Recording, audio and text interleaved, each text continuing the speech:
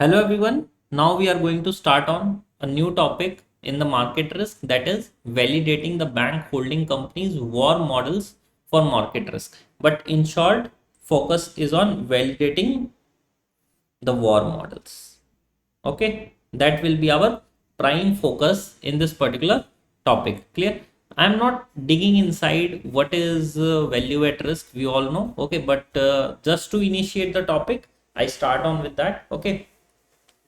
So war, as we all know that it is a widely used measure to estimate the possible loss. See, these words are important. Loss, possible loss in a portfolio, in a portfolio or a given asset. Both are possible. Clear? Over a specific period of time. See, these are keywords. Period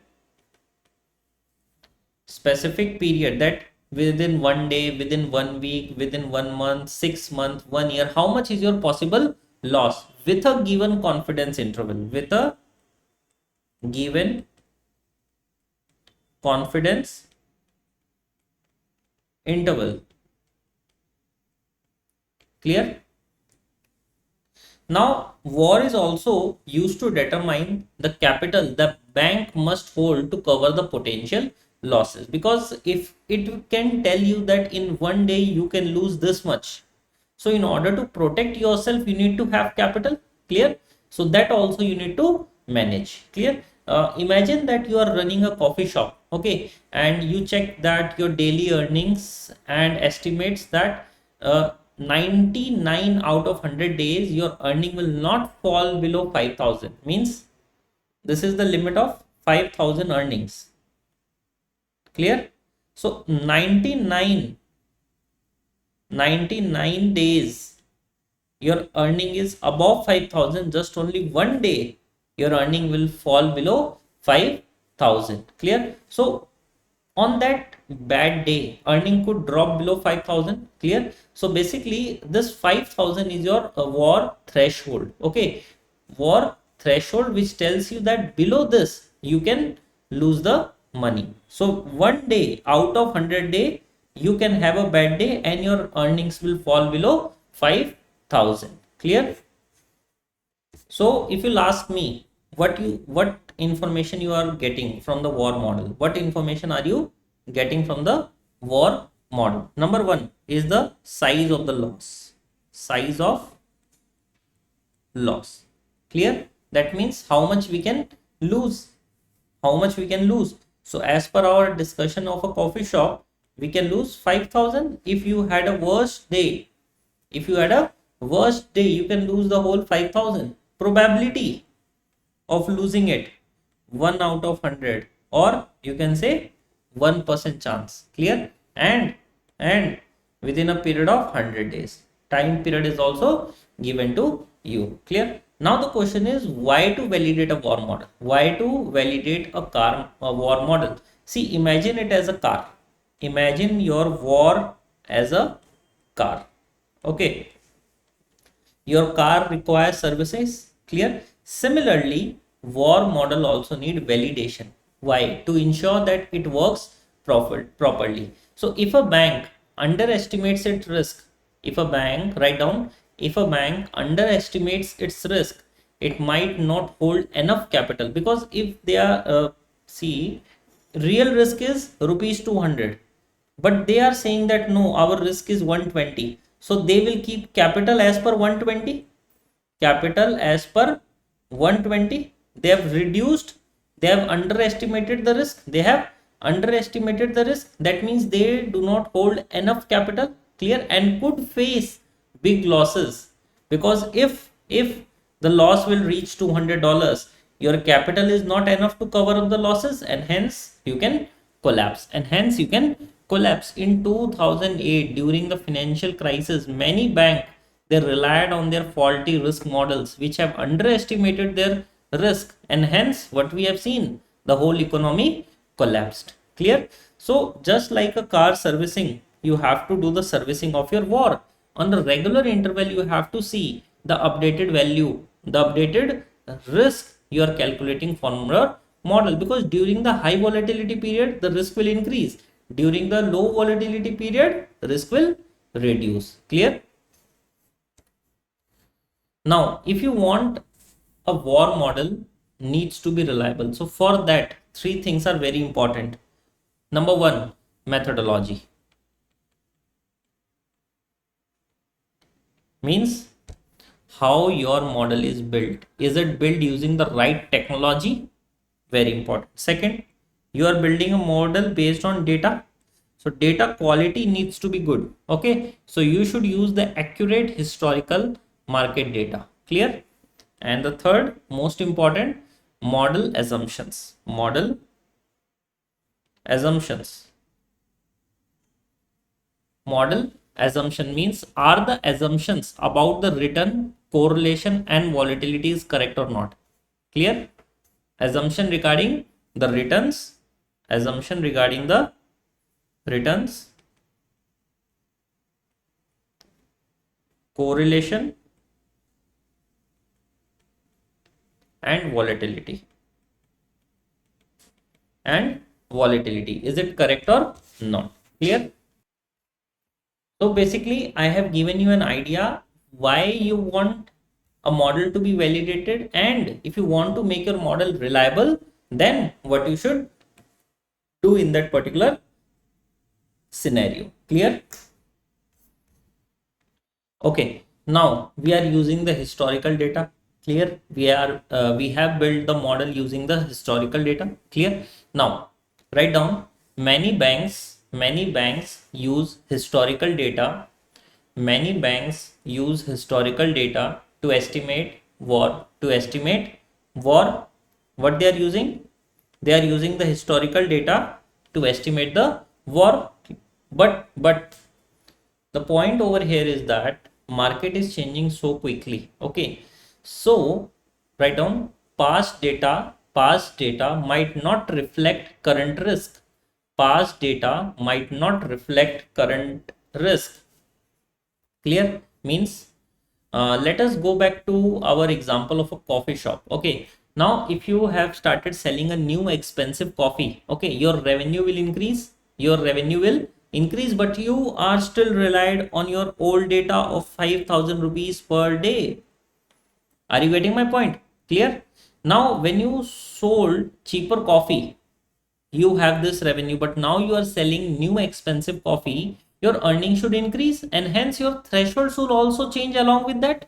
But you are still using the old data and you have not corrected your data accordingly, so now your earning prediction will be incorrect, because even after selling an expensive coffee, if you are saying that 1 out of 100 days your sales can fall below 5,000 rupees, then this is wrong information, because there is a possibility that even 0 out of 100 days your sales won't fall below 5,000, because now you have added a new product, hence your sales have increased. So now the threshold should be 7,000 per day, and then you need to see that how many days are there in which you are breaching the threshold and falling below it, and your sales is falling below it. Are you getting my point?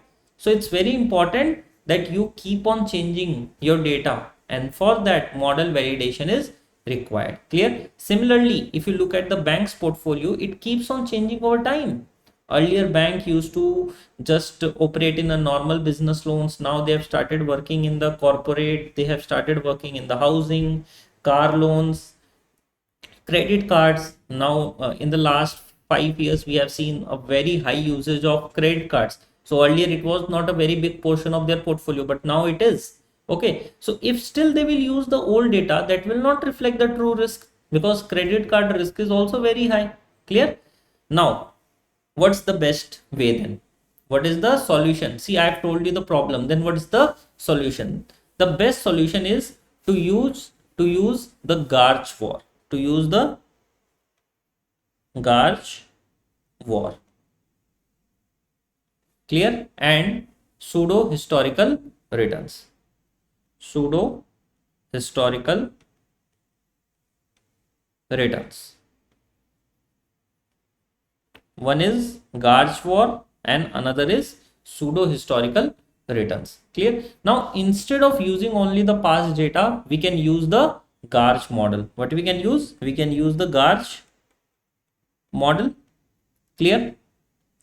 Now it actually adjusts for the recent market volatility. Clear? And instead of just using the historical return, you can also calculate the pseudo historical return. Now what is the meaning of this?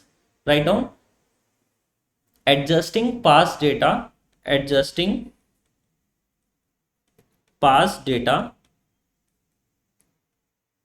past data to reflect the current portfolio composition, to reflect the current portfolio composition, current portfolio composition, to reflect the current portfolio composition. Let me give you one example. Suppose banks add more government bonds which are safer actually to the portfolio. So a historical war model won't change, but a pseudo historical war model will show a lower risk levels. Clear? Now the reason is that, see, earlier in your portfolio you have a risky bonds. Clear? Now you have created a well designed portfolio with some portion into the government bonds which are safer, and hence your value at risk will reduce. But if you are still using that historical return and calculating the war, your war is overestimating, but if you will use the pseudo historical returns, okay, it will actually adjust your past data to reflect the current portfolio composition. Clear? So this will show you a lower war. Lower war means lower capital requirement. Lower war means lower capital requirement. Are you getting my point? So this reflects that your portfolio is safer. Clear? Now when you are validating a war model, okay, when you are validating a war model, you face issues, you face some complications, okay, some practical issues. Write down: number one is missing data. Missing data. Now some portfolio assets, they may not have enough history of their returns, okay, so it will difficult for a war to actually calculate or give you an estimation about the risk, because if you don't provide you the enough data, then how it will provide you the estimates. Clear? So this is the problem. Some assets, I'm not saying all, some portfolio assets. Then portfolio changes. Portfolio changes. See, if a bank frequently change their investments, okay, then a static model won't work. You need something which is dynamic. Means with the change in the portfolio, your model will adjust itself and give you the updated value at risk. Will give you the updated value at risk. Clear? Then we have is sensitivity analysis. Sensitivity analysis. Now this is a good way to test a model, that is by seeing how it reacts to different market conditions. Clear? So if a war model does not change when risky assets are added, it is not reliable. Means this is a portfolio one, okay, it have all the safe assets. Clear? 100% safe assets, and you have calculated the war using the historical return. Now you have made some modification. 96% safer assets, 4% you have added risky assets. Clear? But if still the war is not updated and war value have not increased yet, that means this is not reliable, because you have added a risky asset. War should change by a minuscule number, but it should change. Clear? So if you'll ask me, a good war model, it needs to be accurate. It should reflect the actual risk. Clear? Second, adaptive, adjust to market changes. And third, it should be tested regularly. You should validate it regularly with back testing and stress testing. It should be validated on regular interval through back testing and stress testing. Clear? Now the point is, sir, do we need to calculate this or this? Not now, but yes, in the later topics we will cover up in the market risk itself. Okay, but now we just need to find out a solution. Okay, this is the solution, but we don't need to perform the solution. Clear? That's the point. So this is our first LOS. Moving ahead with the second LOS, which is about, give the heading, sensitivity analysis for a war model. Sensitivity analysis for a war model. Sensitivity analysis for a war model. Now, till now we also know what is sensitivity analysis, and we also know what is war model. Clear? And one point just now I have discussed with you, that write down your war model. If you want a trusted and a reliable war model, then it must be tested. It must be tested regularly. Tested regularly and validated with back testing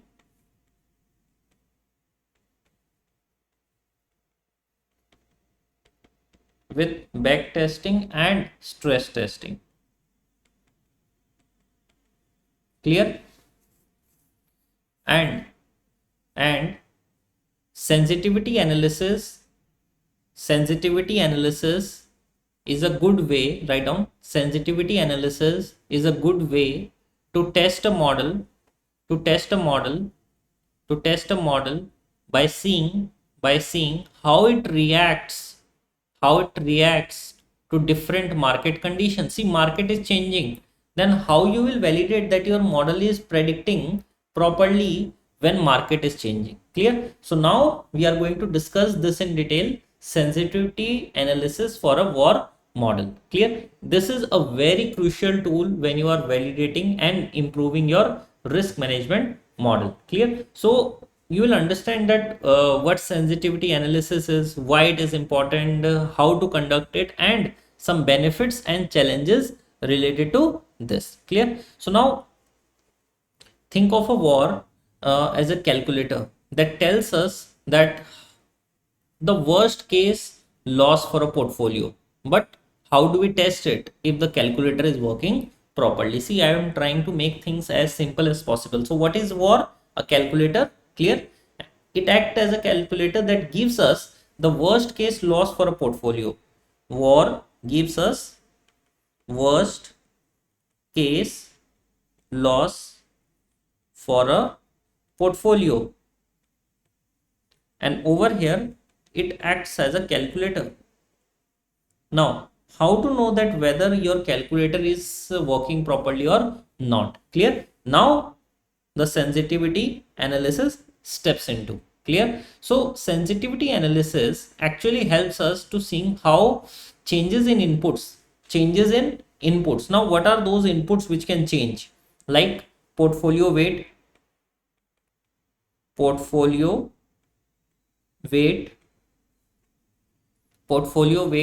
asset prices, volatility.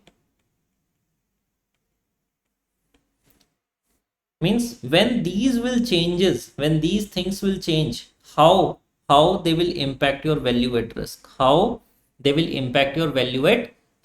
Clear? Now it is like checking how much a car mileage changes when you alter the fuel type or driving speed. Means I am trying to make it simpler for you. So if you are driving a car, okay, you changes few things like your fuel type or driving speed, and that actually changes your mileage. Similarly, you want to see that when these things will change, how your war will be impacted, how your war estimates will be impacted. Clear? So what you need to do, you need to conduct a sensitivity analysis. Clear? Now sensitivity analysis will be taken down into steps. Okay, so there will be 3 steps altogether. Clear? Write down. First of all, let us write down steps. Step 1, it is identify key inputs. Identify key inputs. Identify your key inputs. Basically, we need to determine the key factors which can affect our war models. Okay, it can be the portfolio positions, like it can be stocks, bonds, derivatives. Clear? Better we should write it. These are important points. Number 1 is portfolio positions. Portfolio positions. So portfolio positions, write down in bracket stocks, bonds, derivatives, etc. Stocks, bonds, derivatives, etc. Then we have assumptions made in the model. Assumptions made in the model, like historical returns, volatility estimates. All these are your assumptions. Clear? How much time period you should choose. Then we have data quality.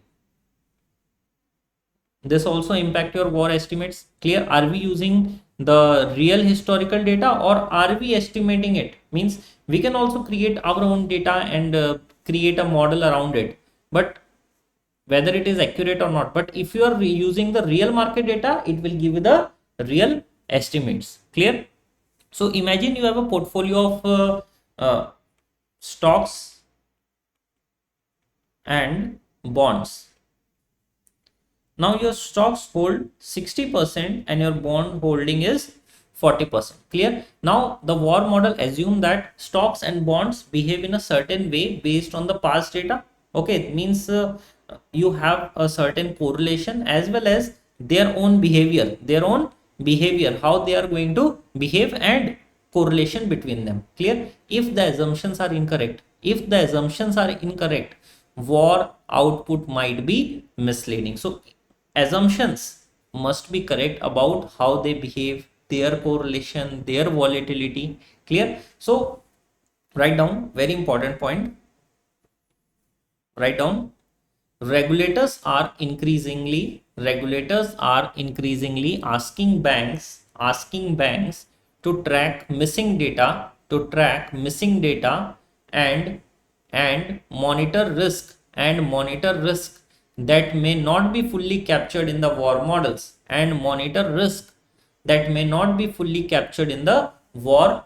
See, it's very important to identify those missing data. Clear? And we should monitor risks that are not fully captured in the war model. Means we should not be fully dependent upon the war. It can give you the misleading output. Clear? So we should track the missing data and monitor those risks which are not fully captured in the war model. Clear? So this is your step 1.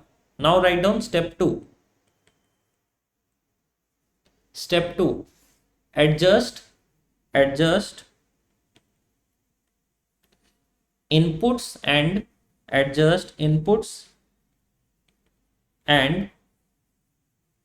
recalculate war.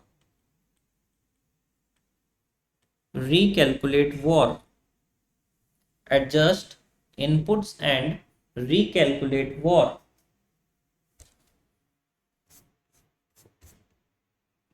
Now, just now I said that our inputs are changing. Okay, our business structure is changing, portfolio structure is changing. Clear? So we need to adjust our war to see, we need to adjust our input to see that how it is impacting and how the war is calculated. Clear? So we will tweak the key inputs one at a time, means not all together. Clear? Like we can change the portfolio weight. Clear? Suppose my this is my current composition 60-40. So what I'll do, I'll make it 70 and I'll make this 30. Clear? Now this change will definitely increase the portfolio risk because stocks are generally more volatile than the bonds. So if war jumps significantly, it tells us that stock weight as a big impact on the risk. Clear? This is a first thing we can do. Or we can measure the marginal VAR. Write down measure marginal VAR. Now, when I'm saying measuring the marginal VAR, then what is marginal VAR? Okay, you have studied earlier, but you might have forgot it. So it is the extra risk. It is the extra risk. It is the extra risk added when we slightly change a position. When we slightly change a position in the portfolio. Change a position in the portfolio. When we change a position in the portfolio means if adding 1% more to a particular stock, okay, that will increases the overall VAR by 5%. We know that this stock is very sensitive to risk. Means you have just added 1% extra to a single stock. Means this is your composition 60-40 stocks and bonds. Now in this 60-40 you have 3 stocks of 20% each. Clear? But now what you have done, you made this one as 19% and this one as 20%. This ratio remains the same, only this ratio changes just by 1%, but the impact of this in VAR is by 5%. Means your VAR increased by 5%. This means that this stock is sensitive to the risk. This means that this stock is sensitive to the risk. Clear? Now how we are calculating this? This is actually calculated using the regression analysis. Okay, that actually examines that how the small change in the portfolio value correlate with the small change in the value of the assets. Clear? So if you are making a small change in the portfolio, how it is impacting your VAR? So you will do the regression analysis. Clear? This is our step 2 where we have adjusted and recalculated the VAR. Clear? Then coming to point number 3, or you can say step number 3. Step number 3 is analyze the result. Analyze the result. Analyze the result. See, once we have new VAR estimates, okay, we can compare them with the original VAR. Clear? Means earlier you have a VAR values. Then you have adjusted the data and you have calculated the new VAR values. Clear? So now you can compare them. And what we can ask from this data, like which input changes caused the biggest impact. Write down few questions which are coming to our mind as an analyst. Write down which input changes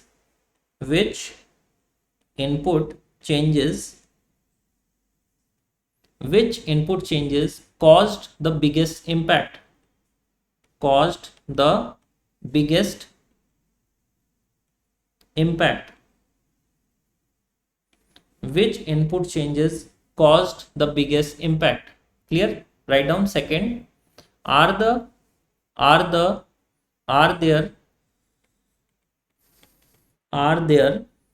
hidden risks in the portfolio?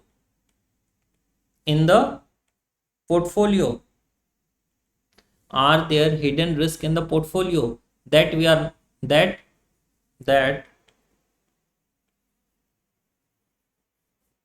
not before?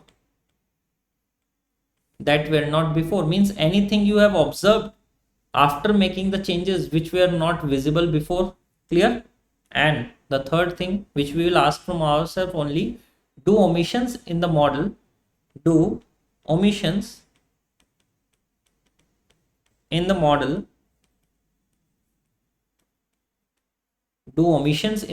affect the accuracy of VAR?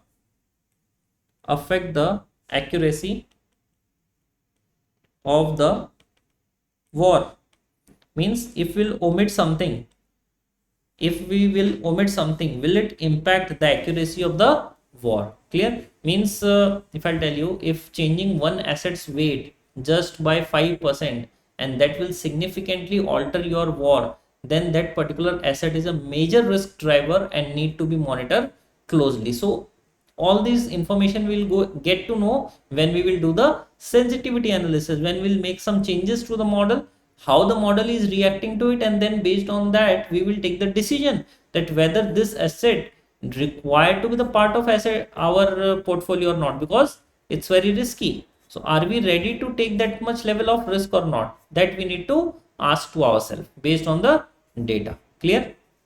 Now coming to the 2 points, that is challenges, benefits, before we end this lecture. Okay, so write down challenges in sensitivity analysis. In sensitivity analysis, challenges in sensitivity analysis. Clear? See, sensitivity analysis is useful, just now we have seen, okay, in multiple areas, in multiple scenarios. Clear? But it also comes with some challenges. Okay, what are those? Number one, write down missing data issues. Missing data issues. Write down second, complexity in large portfolios. Complexity in large portfolio. Complexity in large portfolio. Then third one is reverse engineering risk factors. Reverse engineering risk factors. Reverse engineering risk factors. Now see, when I am saying missing data, first point, see, some portfolio component might not have enough historical data. Okay, so over there it become difficult for us to gather the data. So sometimes we will create our own data. Okay, might be based on the expert guidance, or we will use some proxies, means some similar assets. Okay, means suppose for the oil, okay, aviation oil pricing, we will use the crude oil pricing, because aviation oil is not traded in the share market, so we do not have enough data. So proxy crude oil, okay, but proxy may not behave exactly the same, okay, like your missing asset. Clear? Second is our complexity in large portfolio. Means the larger the portfolio, the harder it become to test each variable. See, we have 5 variables we can test, but if we have 5,000 variables, testing each and every variable is individually will become difficult. Now try to understand, you have 5,000 variables. Okay, that is also easy to test one variable at a time, that how much this particular variable is impacting my portfolio. Okay, I have created a model, but what if two events happen together? What if two events happen together out of those 5,000 events? What if two events can happen together? Clear? Then what is the impact on the portfolio? So you can create a combination of individual, you can create a combination of dual together. What if 5 things happen together? So how many scenarios are possible? Now with the larger portfolio, it becomes very difficult to test each and every variable. Okay, now changes in one position might have unexpected changes on the others. Now that will also impact the portfolio, because correlation is a very important factor. So if you have 100 assets in your portfolio, tweaking one asset will impact your other 999 assets. If you have 1,000 assets, clear? Are you getting my point? So it become very difficult, very challenging in a very large portfolio. Clear? Now third is reverse engineering risk factor. Means when the data is missing, this is the first point. So one approach is to estimate how the asset value changes based on the past relationship. So you will go back to the history, that if this will change by that much, how it is going to impact my other assets. correlations, weight of the portfolio, risk of the portfolio. Clear? So this method is more accurate when we have a large data set. Okay, when we have a large data set, what we can do, we can do the reverse engineering. We can do the reverse engineering. Clear? That how the assets value will change based on their past relationship. Clear? And now the points of benefits we have seen just now, that better risk assessment, it will improve your model validations. Okay, I'm not writing these points. Regulatory compliance, enhanced decision makings. Again, I'm repeating, if you want you can write it down. Better risk assessment, second, improved model validations, third, regulatory compliance, and fourth is enhanced decision making. Clear? So sensitivity analysis is also like a stress testing a bridge. Okay, means you're testing a bridge to see that whether the structure of the bridge is solid or not. Okay, if certain weakness are there, then it needs to be fixed. Clear? So bank use it to ensure that their risk estimates are reliable and they are holding enough capital to absorb the potential losses. Clear? So in this lecture I have covered the first two LOS of the topic, and remaining we will cover up in the next lecture. Okay, so I'm ending this lecture here only. Thank you.